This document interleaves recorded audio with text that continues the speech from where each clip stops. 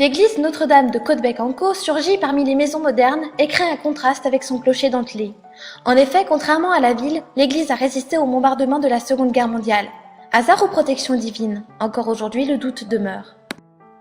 Le portail comporte de très belles lignes courbes typiques du gothique tardif, c'est-à-dire du XVe et XVIe siècle. Plus de 300 petits personnages sont finement sculptés dans la pierre. Certains sont des musiciens, d'autres des personnages religieux et des anges. À la Révolution, les têtes de ces statuettes ont été coupées, mais restaurées sur la porte de droite. La façade offre également un empilement de gables et de pinacles. La rosace éclaire cette façade glorieusement chargée.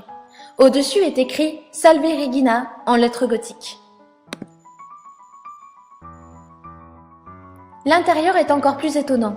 La nef s'élève sur 3 niveaux et la voûte très haute en croisée d'ogives, ce qui est typique des églises gothiques. Les bas-côtés sont séparés de la nef par d'élégants arcs brisés reposant sur des colonnes avec chapiteaux historiés.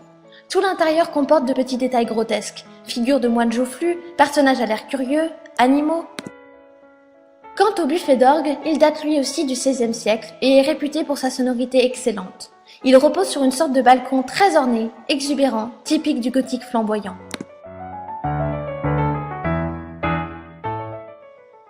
Les chapelles latérales sont dotées de riches vitraux qui sont le plus souvent du XVIe siècle et qui reprennent la tradition iconographique concernant la représentation des saints.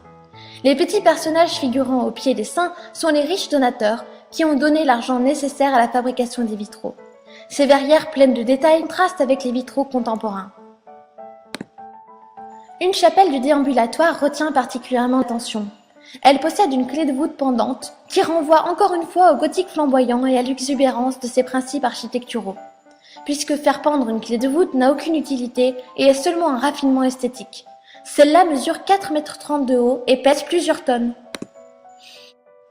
À proximité est également exposée une mise au tombeau avec des personnages à taille humaine et au visage émouvant. Le Christ est couché sous un dais finement découpé. L'église n'a pas de transept, c'est pourquoi elle a été qualifiée de simple chapelle par Henri IV qui la visite au XVIe siècle. Elle est tout de même réputée comme étant une des plus belles églises de Normandie.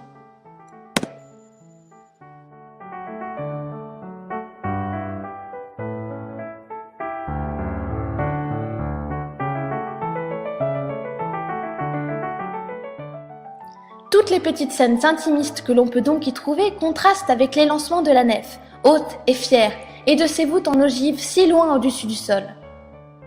Mais partir sans voir les fonds baptismaux du XVIe siècle au couvercle sculpté d'une dizaine de scènes bibliques serait fort dommage.